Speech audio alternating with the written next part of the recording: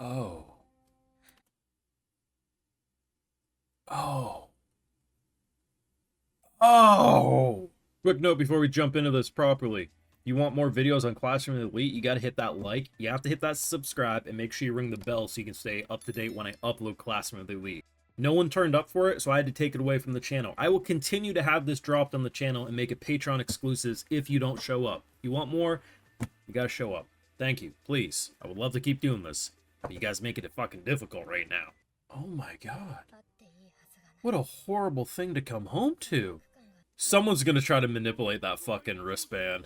Or something, I feel. I mean, I'm glad we're... So we're basically saying sex pests and evil people will be... Boom! If we get wind of any of that. He may not like it, but that's what peak masculinity looks like right there. You can see it in their face how they fucking are swooning all over him. It's almost like maybe she's secretly trying to recruit him into her class sort of a thing. Knowing that he could probably help them rise up. He's absolutely going to decline, but it's very smart from her point of view. I'm a bad person. I would have switched right there. She's cute enough. Alright, teach. Sign me up. They also very much made notice that they can't monitor everything. And if a White Room student is simply just to get him expelled, it doesn't matter if they get expelled too.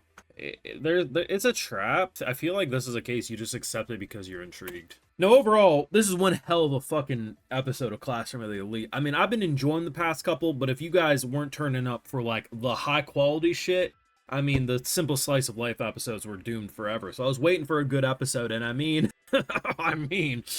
with an intro like that, if this doesn't get you back on track, I don't know what will. What an insane intro, though. Like, that just... Despite all the enjoyment I had with the intro of the island arc, this is still the standout moment. What pain. Like, imagine just coming up. Like, yeah, like we had Topiki's original Sin not too long ago, but still, this type of stuff just, it hits so fucking hard. I ain't gonna lie, though, the funniest outcome of everything that we've seen on the island, if Bro actually takes first place, like, imagine him completely hustling. So much that even, I know Koenji, no one can keep up with him. He actually gets first place, and then for the rest of the fucking show, he does nothing. Like, literally nothing. You come for him to help? He said, no, I kept my promise. I got first place, now I get to slack off for the rest of the goddamn show. Now, he probably will try. Do I actually think he'll get first? No, but I think he definitely will do very well. But it is a coin toss whether he actually tries or not. It is just a really funny promise because you never know what the fuck he's thinking and what's going to happen.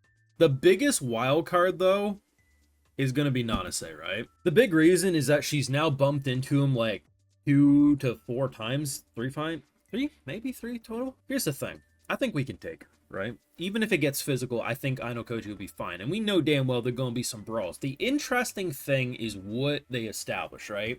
So our bro is basically going at it solo. He's, you know, at the morning of the first day, or I guess the second day, but the first morning they slept over, he was able to get first place on one of the grids, right? And she ends up bumping into him and with the whole guise of like, hey, you keep getting places that I'm going. What if we team up? What's in it for me? Well, you know, maybe it'll be beneficial at certain points. What if there's only one of us, only one team can end up getting points? I'll let you have them. Now, he's not a fucking idiot, right? He sees through things. No, he's naturally thinking, this bitch is going to stab me in the back. And she's probably thinking, this bitch probably going to try to stab me in the back. They both understand that each of them probably can't be trusted, and they're probably trying to use the other. The big thing will be is what is his ultimate objective? Because at the beginning of this episode, when they're laying out the rules, they try to say, hey, there's a lot of things that aren't allowed. Sexual assault, we naturally know that there will be some brawls, but in general, we monitor and survey the area. Unfortunately, we can't monitor everything. Do I think for sure these two are going to throw hands? No. But if I, with 100% confidence, said, oh, they will never throw hands, I'd be an idiot. She's sus enough that she has popped up. Now, you may want to say, but would he hit a girl? I think if that girl starts swinging, he gonna do whatever he needs to do to survive.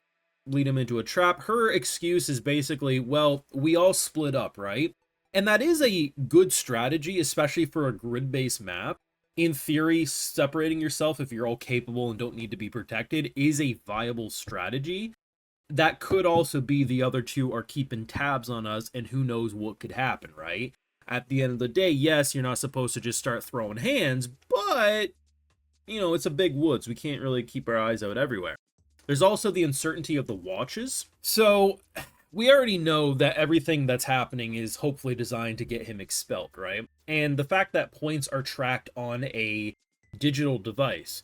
Tampering is definitely on the horizon. Not guaranteed, but it's enough of a worry that has you saying, well, in theory, they might do something like that. And, I mean, I would hope that it is stored in the cloud, so even if maybe the watch says, hey, you have 10 points, something that got tampered with it, we could go back and say, hey, what happened to the 95 points that were there before this, right? So it's possible. It's just, you know, things aren't currently looking good. Though, I do feel confident in Iono Koji right now. Like, I feel like he's doing a solid job. I think he has his head on his shoulders. He hasn't made any mistakes that I can see. But overall, there's a lot of room to be concerned. I actually think my second favorite point of this episode, obviously first point being the intro, is actually this moment here. So, obviously with his perfect math test he had not too long ago, people now realize he's more capable than he lets on. Him being in D class, if he's actually as talented as he is, he could easily rise up. It makes total sense for a class and a teacher who, you know, isn't used to being where they're currently at position-wise to look at someone like him and say, hey, why don't you join my class? Why don't you switch over? And I mean, the benefit is you belong much higher than D class. You come to my class, we naturally are usually higher than, I think she's at C right now. We can get to A combined together. In theory, it's a mutually beneficial experience, but she doesn't realize that, yeah, he even says it, like, there's no guarantee who's going to be A class when it's all said and done. Not to mention, he's got a decent amount of faith in his current situation. So it's a very interesting scene because it makes total sense for her to almost try to leech off of him and say, hey, yes, I'm using you for my own benefit to skyrocket my ranking, but at the same time, if you really are someone who's just been kind of lying low, you know, you could rise up too. It would make sense. But as he says, you know, there's no guarantee that you even would be. But really good episode. I'm a huge fan of these island arcs, and I've made the comparison before. Completely different thing, but ever since I first saw Batum fucking over a decade ago, show never continued past one season. It's just, I like death games on islands, right? Like, let's not make it weird. We don't need any Jeffreys on this island, but in general, islands can be a very fun death trap, and while it's not an official trying to kill you death game, it is an elimination game, all things considered. And I think this is where Classroom of the Elite really shines. It's just a very enjoyable type of content, and I'd be completely okay if the remaining episodes are just on this island because I think they would absolutely cook. Really good past like month of the show. Sadly, people just don't want videos on it from me on this channel.